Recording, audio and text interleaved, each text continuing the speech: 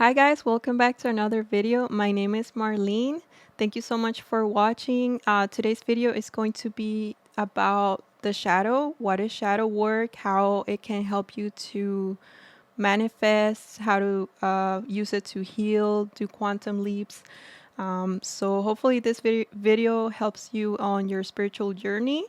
First of all, I want to say again, thank you so much for watching and being patient. As you can see, I have a microphone now, and hopefully the audio is a lot better because I'm trying again to improve my content overall. So I'll first try to present this video in terms of like psychology, and then I'll try to go into like the spiritual side of it, right? So first of all, I also have to make like a disclaimer. I am not a professional psychologist or psychotherapist, sorry, but my aim with this video is for you to understand the concept of the shadow as a tool to help you heal and to help you in your spiritual journey. You're at a place where you currently don't feel like you're physically, emotionally, like ready to, you just have very heavy energy, like you're sad, like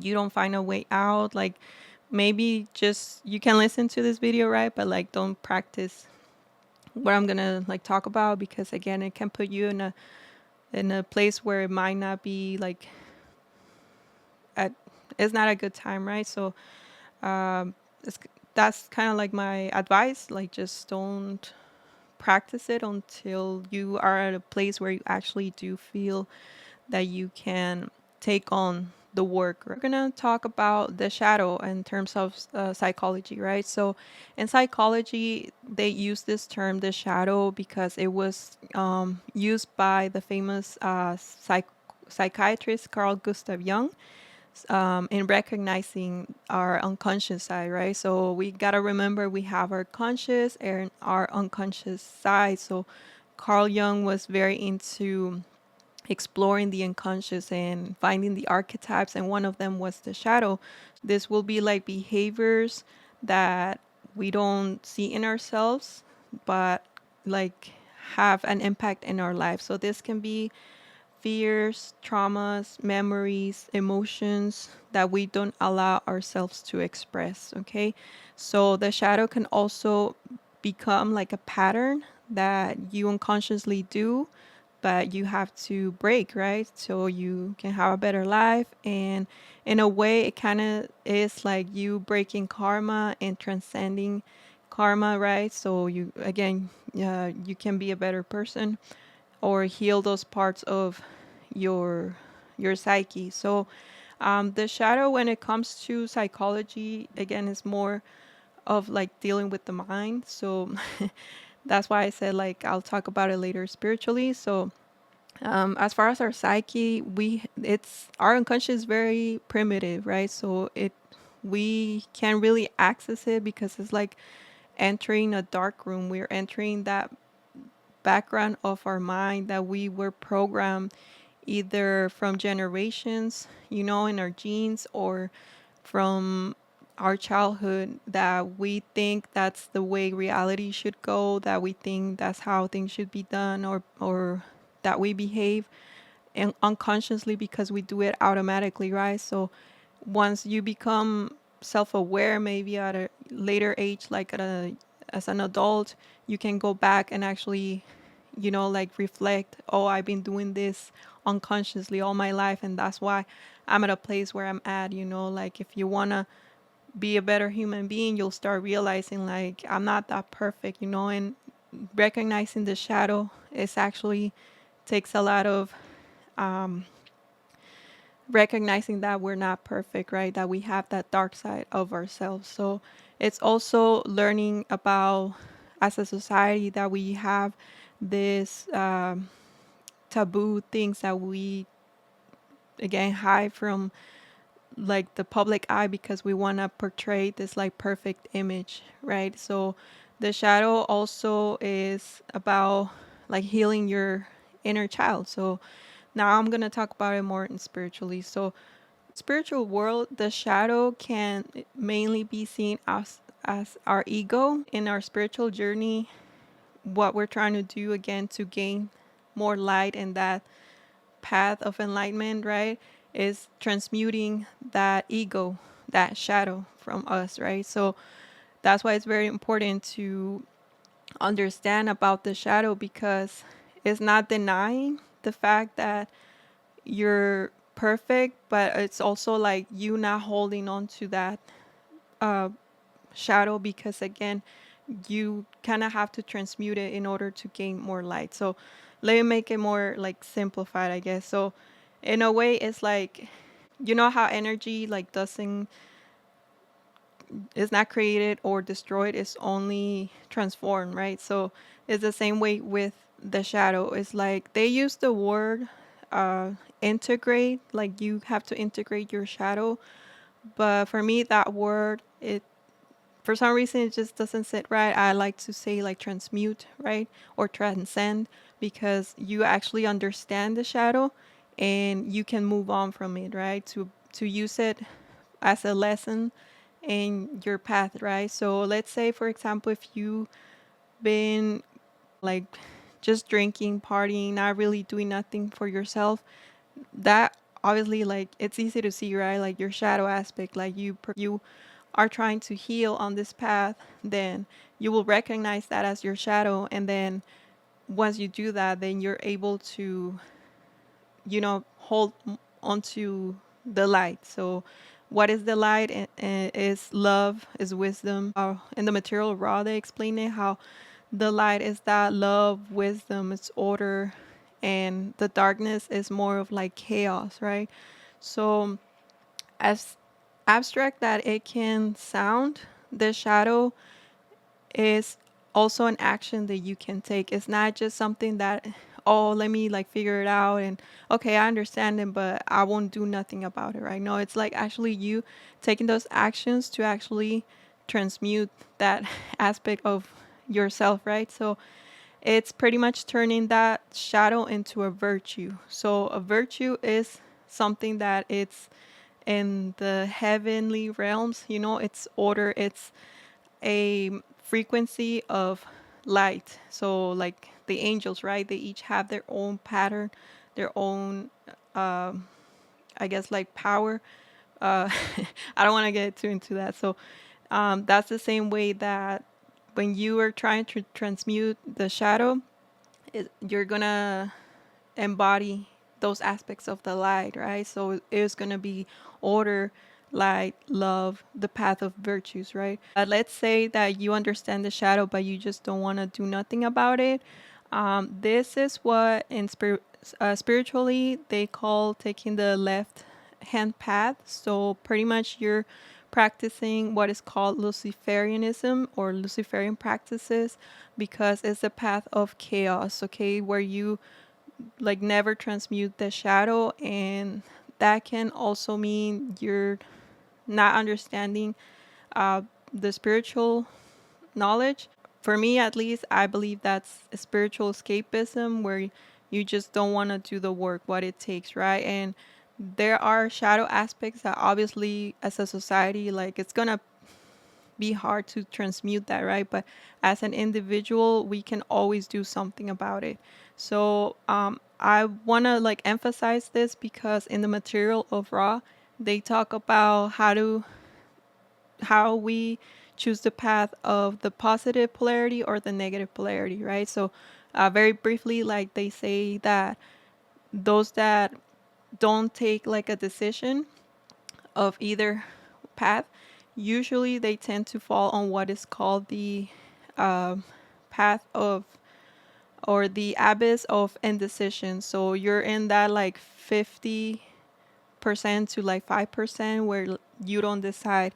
And with time, usually leads to atrophy. So atrophy pretty much is like your soul starts to break down because you're not learning the lessons. Because again, if we come to this planet to learn lessons and like you're presented with them over and over, in a way your soul is like, it's like fighting a battle over and over. You get tired of it, right? So it'll start showing in your soul. And again, like this is done or this can be seen like with time, right? Like it's not something like you see from one day to the next one.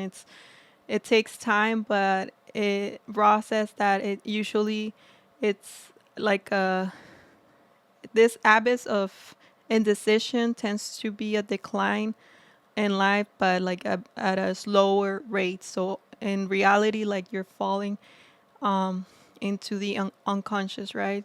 Again, because you're not recognizing those patterns. So it's recognizing that they're morally things that are right, and for people to try to make them arbitrary, like, oh, it's a bad thing, but because of this and that, like I'll make it sound like it's right when in reality it's actually bad, you know? So pretty much if you practice this, never transmuting the shadow, in a way you're falling to the samsara or the karmic reincarnation. So your soul is like again not learning the lessons in this school called earth. So because you're not letting go of that shadow of those, it can be considered like demons, then you're always just going to be stuck there, right? So you're going to need more reincarnations until you actually learn the lessons. And because as a collective we're moving, right, we're doing our collective shadow work, that we're moving to the higher density, so the fourth density, we're trying to leave that behind, right? We're trying to embody more light, more love, more wisdom. Now we'll go into what is shadow work, right? So now that I make you feel a little bit of pressure, like for you to understand the importance of the shadow. So doing shadow work is pretty much having or working a discipline that you're going to recognize, accept, and manage the shadow so that you can live a more balanced life, right? So it's going to be spending time contemplating about the shadow, make you face things that we don't like, excuse me, about ourselves, and this is going to allow us to heal, okay? When we are talking about shadow work, you're going to spend time, right, in the shadows. So the more you spend time in there, energetically, it's going to look like you're creating this loop of energy because, again, you're in the shadows. So that's why it's important to do shadow work, but not try to spend so much time in it because you're creating more of that energy, okay? So once you're in that energy, sometimes it can be so dense that you might be start to distort reality, you know, like memory. It's kind of like if you're trying to recall something back and you like the first times you actually remember exactly what happened, how it made you feel, what you learned from it. But then let's say something happens again, you try to remember it again, you remember a little bit different, right? The third time, fourth time, and then if you never like move on from that, like memory, that lesson, then it's like in a way your mind is going to distort that to a point where you don't even know what actually happened. Like if you told a lie, then now for some reason now you think that's actually how it happened. And this I want to talk more later when I talk about like Neville Goddard, his teachings of like I think it's called like the scissors of, I don't know, I know the title in Spanish, sorry, but pretty much it's like you go back to the past and you imagine it how you wished it was, you know. So that's why it's very important again to understand shadow work so that you don't fall into that loop of like energetic loop, right? And okay, so to do shadow work, I divided it in two steps. So the first one's going to be to recognize the shadow, and the second step is going to be to integrate or transmute the shadow. Okay, so the first step, which is recognizing the shadow, as it says, it's something that you can do by yourself, like being very self aware and objective about yourself, you know, recognizing those things that you know it's not right, that you keep doing, but again, you're trying to understand where it's coming from. If you don't feel like you're good at pointing your shadow, or like you don't really feel comfortable recognizing, you can always go to a psychologist. And these people obviously are trained professionally to tell you, where you tend to make or create certain scenarios, right? From like they understand the psyche, the psychology behind a lot of the things you do, right? So they're trained for that, right? So yeah, that will be like the second best option. Third option will be, I guess, if you have like a family member or a friend, somebody that you know, that you trust, that they have like the best intentions for you, so that they can tell you objectively, like, oh yeah, you tend to do this, or like you tend to do that, you get mad easily, or you usually leave things for the last minute, just things like that, right? But somebody that is not gonna try to use your shadow aspects against yourself and actually like make you feel bad for it and like manipulate you for that, right? So again, this is your own discernment, and that's another way to identify it.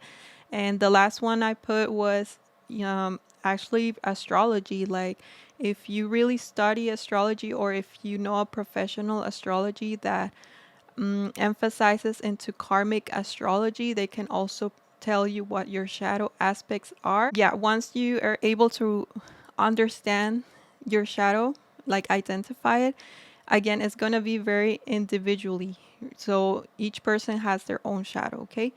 So when you recognize the shadow, you also going to recognize that depending of your like shadow aspect, it's going to be a slow process, okay? It's going to be gradual, so you're not going to go from 0 to 100 in one session. It's kind of like your first time going to therapy. Like the first session, like you usually let go of everything, but they try to break it down into sessions that you can take, right? Like if they try to tell you everything in one sitting, like you're just not gonna be able to digest the information or practice what they've been telling you, things like that, right? So it's the same thing.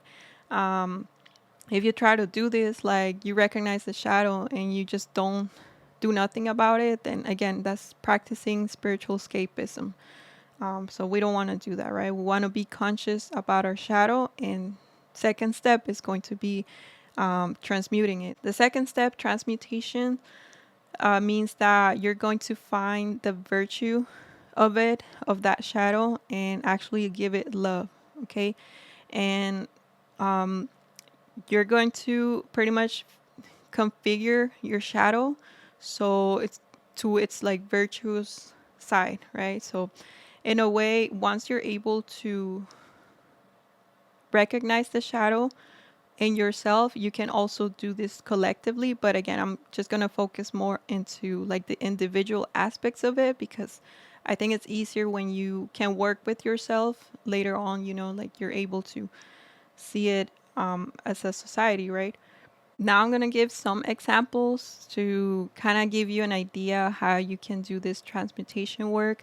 These examples come from the five childhood wounds. I know there's probably more. Like I when I was like doing my research, is like you have the father wound, the mother wound, or like family constellations, things like that. Again, I'm not a psychologist, so I couldn't find like a structure for like all the different wounds, but I know like the five childhood wounds. But again, finding that shadow, it's mainly trying to recognize what's the virtue behind it, right? Okay, so the first example is going to be a person that has the neglect wound. So this will look like in their adult life as somebody that's always busy, that wants to be productive all the time, because that's the only way that they feel worthy, that they feel useful as a person, and they tend to like usually burn out a lot. And again, you might see this as like, oh wow, like this isn't that what we're striving for? But on the shadow side, again, is this person that has probably an underlying people pleasing tendency.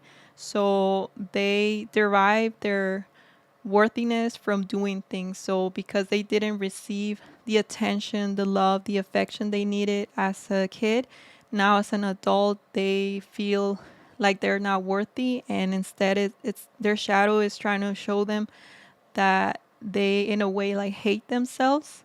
And how they can like transmute this shadow will be to love themselves, to actually acknowledge the fact that they're worthy just the way they are. They don't have to be perfect or doing things all the time, and to understand limits, right? So we want to learn how to say no, because limits helps us to stay healthy, right? So we don't always have to be doing things for people just so they can love us, right? So, and the second example will be somebody that has the abandonment wound. So, for example, this can be seen as you having a best friend, and all of a sudden they have a partner, they get into a relationship. So now, like, you don't have that privilege anymore of spending all the time that you wanted with your best friend, right? And all of a sudden you start feeling like they left you for somebody else, or you start even getting envious that they found someone and you haven't found your person. So this again comes from somebody that's afraid of being alone, or maybe might have like a codependency tendency. And this is all because they repressed those feelings, right? Those emotions as a child, that they were fearful of being left alone, or they are insecure, they have envy, but because they don't understand what's like being more independent, right? Doing things for your, like for your own, that you don't own people, right? Like they're allowed to be themselves and spend time with other people, and that doesn't mean that they left you completely, right? Like they're just in another aspect of their lives. And for envy to find its way out or be transmuted is like recognizing that you have to be grateful for the things you have, right? Like you have to acknowledge that the universe is abundant. So maybe like healing your abundance mindset, that there's more people out there and you can always find, like if you actually are grateful for that person in your life, you can visualize them, as being happy with their now partner, and that you can later on maybe have that same thing for yourself, that there's somebody out there special for you. And that doesn't mean your relationship it's ending just because of that. Like you can, if you still want it, like it can still be part of you, right? Like making it into the light, like a good friendship, right? So for the third example, I put a person that has the guilt wound. So for example, when you see someone that doesn't mind asking other people for help, and in a way you feel bad or have like an internal conflict for this behavior. So this can be a projection onto others, that instead it means that you're rejecting that like generous part about yourself. Like you feel guilty asking for help, so you repress it and becomes the shadow. So later on, when you see another person getting the help, a favor, you feel ashamed, right? You feel guilty, like, or you start making that feeling then turns into anger, but instead it's because you repress that side of yourself, that it's okay, sometimes you can ask for help and that doesn't make you a bad person. um, but just like don't project that into others, like your shadow side. The fourth example I put of a person that usually gets mad, and all of the sudden they unleash this anger in someone, right? Like it seems like a person that wouldn't get in trouble, or like they seem very quiet, but because they never let their anger um, out in a manageable way, or they never even understood why they were mad at something, and they started coping with it through being like passive aggressive, right? And they take on this role of like letting that anger out in like little like doses of anger, like passive aggressive towards other people, but it ends up hurting others, right? So with this like shadow aspect is you trying to find the reason why this like person or situation makes you feel bad, right? Maybe you're having a bad day and that person just comes to like try to get your attention, and because you, I don't know, you didn't practice like a sport or do journaling or something to let that anger out or that like stressed out, then you ended up hurting somebody else, right? So um, usually anger has to do with like sadness that we don't allow ourselves to express. So maybe having a, you know, like a one-to-one session and just crying out why you feel that way, you know, until you actually understand it and you can do something about it, like a plan, so like you can heal that anger. Last example, I put somebody that tends to procrastinate or is lazy. So when we have this tendency of leaving things for like last minute or just not deciding on something, it can come from different places, right? But you have to understand that a lot of times we are unconsciously hurting other people by not taking action. And this tendency of procrastinating can be seen in, again, different lenses, but one of them could be you might be a perfectionist. So because you want to do things perfect, in the end, you just don't do nothing at all because it's better to do nothing than to do a job that you feel is not up to your perfectionist standards, right? So you have to work on your perfectionism, be more compassionate for yourself, you know, understanding that life is a journey and we're not perfect, but we can strive to be perfect, right? But being compassionate in the process. And the other way you can see it is somebody that just is very undecisive. So, because maybe in the past it helped them to not take a decision because it meant not being responsible.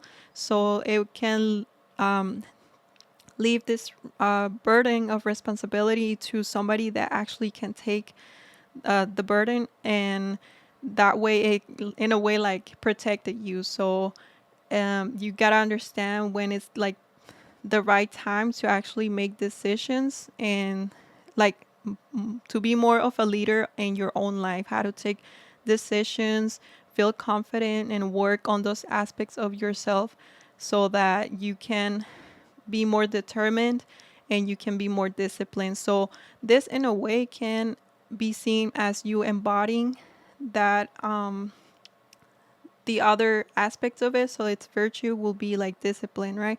So you can start asking for, or not asking, but like working with those virtues of discipline of time, right? Because a lot of a lot of the time we need time to maybe understand things to make a decision. So that's when all this Greek mythology comes into place. Like you can ask the god of time, Chronos, right? Or like if you like astrology, Saturn, which rules time. So you can make more timely decisions so you don't feel like too into conflict and doubt for yourself, right? But it's taking that initial action to actually want to make a change, right? So to sum it up with the examples is, again, you gonna try to embody the virtue of the shadow side. You're gonna try to be that person that is no longer stuck in like that pattern and that old way, because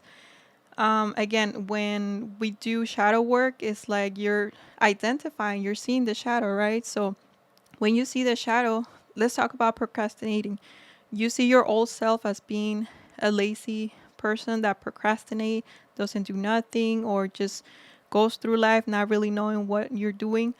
But when you embody these virtues and you work with it, now when other people see you, even like those people can recognize like this is when you hear like, oh, energy doesn't lie, is because people sometimes can unconsciously recognize like, oh, this person is actually very disciplined, is always on time, and like over time they won't see that aspect in you anymore, right? You being behind your past self for that better version of yourself, right? And but it's not just all theoretical, it's like you actually embody that, right? So it's not just like gaslighting yourself into like, yeah, I got this, I know how to do that, but you actually embody, right? Like the actions, your energy speaks for itself, right? So that's why it's very important again to do shadow work, because you're letting go of those like toxic patterns of your old self. And when you look at the past or the shadow, again, you understand why it was like in a way helping you, but it no longer serves you, right? When you see this shadow like popping up again in your life, like manifesting, then you no longer feel like triggered by it. You can actually don't react to it, but instead observe it, identify it, and because now you have the tools to deal with it psychologically again, then you can now deal with it and you don't fall for it. You don't fall into the realm of the shadows of the chaos. Okay, so again, if you have, let's say, you tend to procrastinate now, whenever you see somebody being like lazy, like you're gonna understand their shadow, but and you're gonna again like transmute it, but you're gonna identify it within yourself like, I'm no longer that person. Maybe that person is that, but I'm no longer that person, right? Like I've transmuted that shadow from me. And again, it's not to point fingers at other people, but it's about like you understanding like yourself, and then on seeing it in the collective, right? Shadow work has to do with you letting go of your ego. It's you letting go of those false gods of external approval, of conformity, of control, like outside control, because the only thing that you can control is yourself, right? You're trying to leave those old vices behind, those old patterns, those bad habits, and transforming them, transmuting them into light.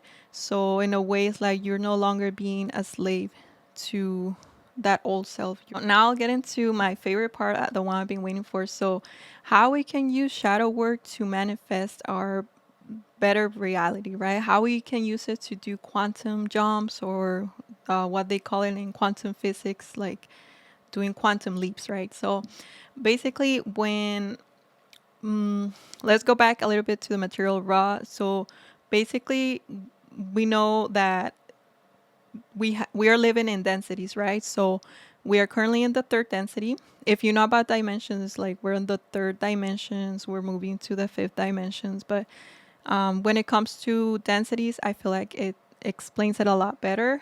And I made a whole video about it, but pretty much to sum it up, like Ra lives on the sixth dimension. So the seventh is in a way like merging with source, with God, right? So from their reality, their density, their lesson there is to help or serve their other densities as a guide, right?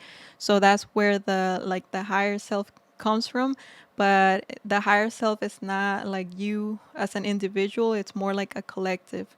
And I'll make a video about Ra, but pretty much it's a social memory complex. So all of our memories now in the higher realms are acting as guides for our lower densities to help us in the ascension, right? So each density is like a level, and the sixth density is trying to pull all those densities all the way up, right? That's their service, their lesson.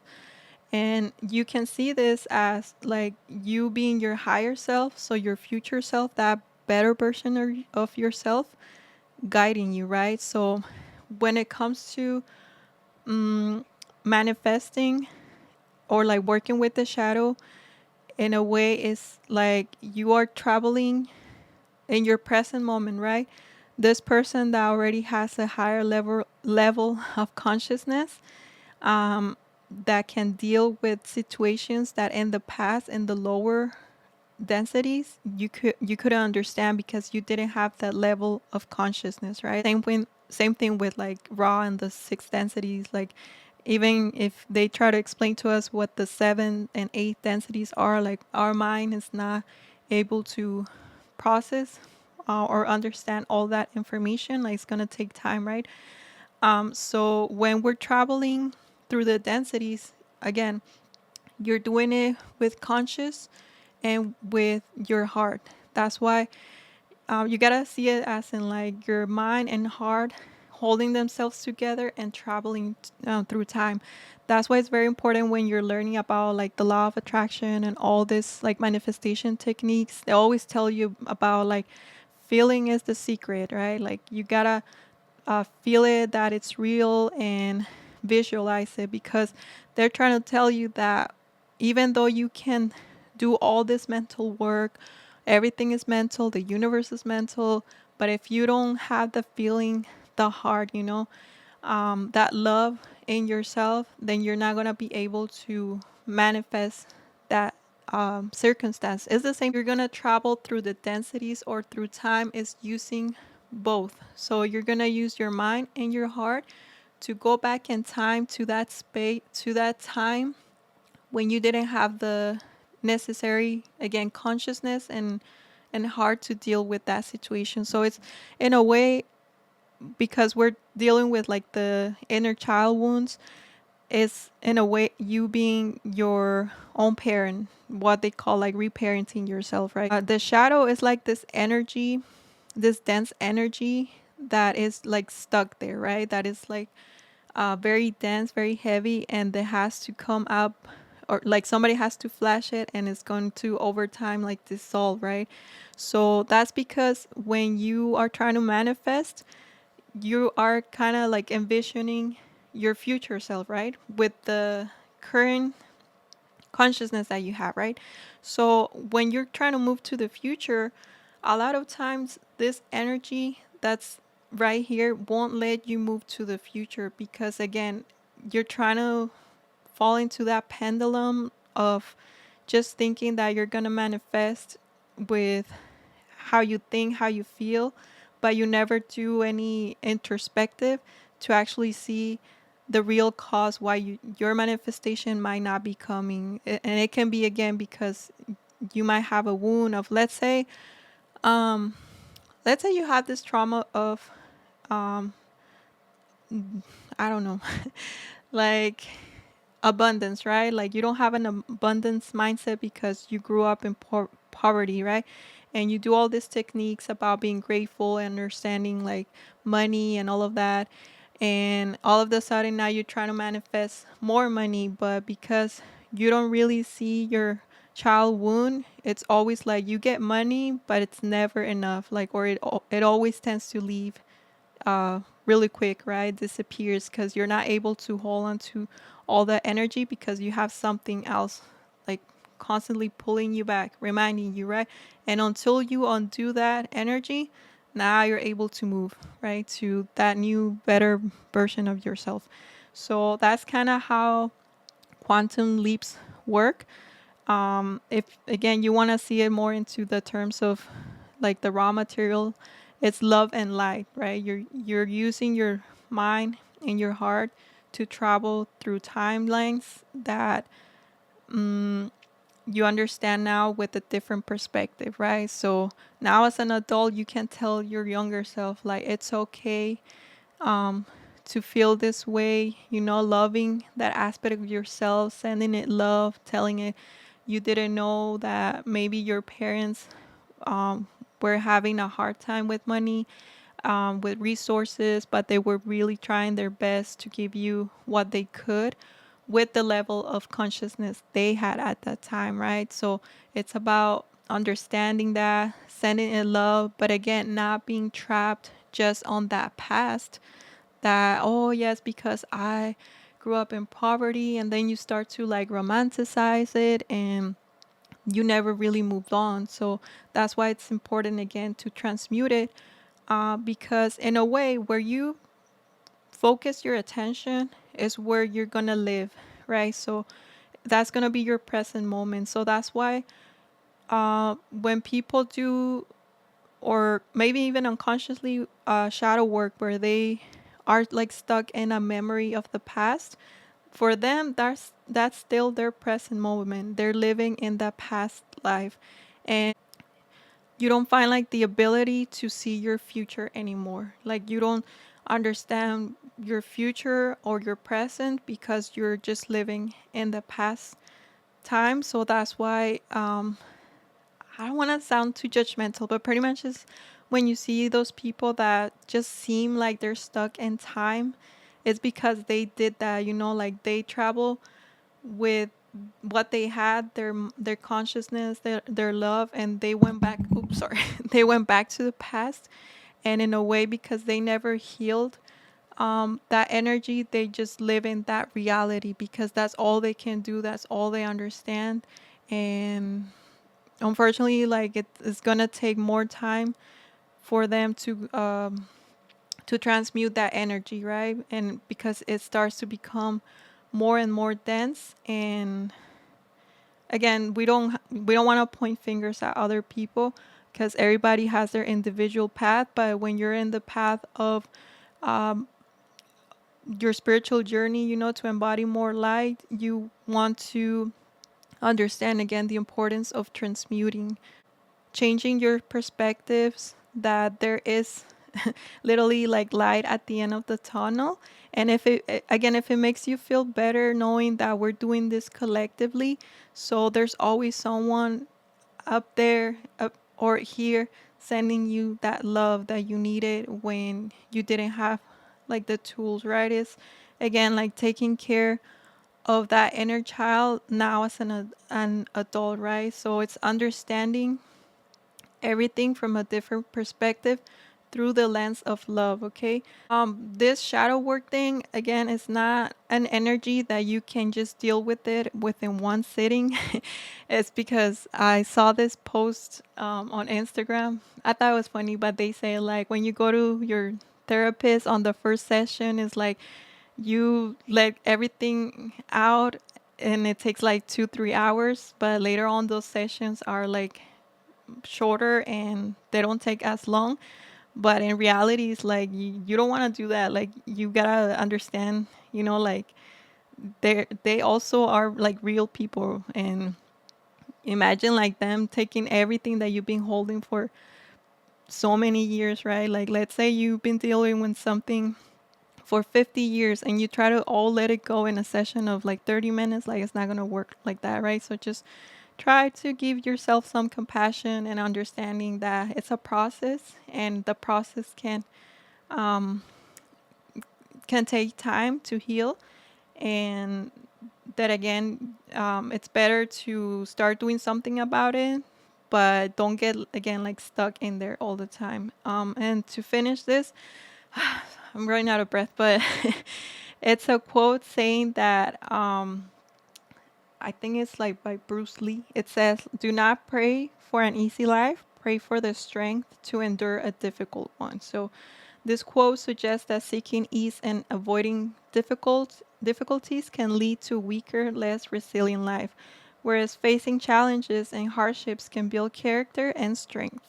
Okay, so that's all I have for today. I hope this was helpful, and I'll see you in my next video, okay?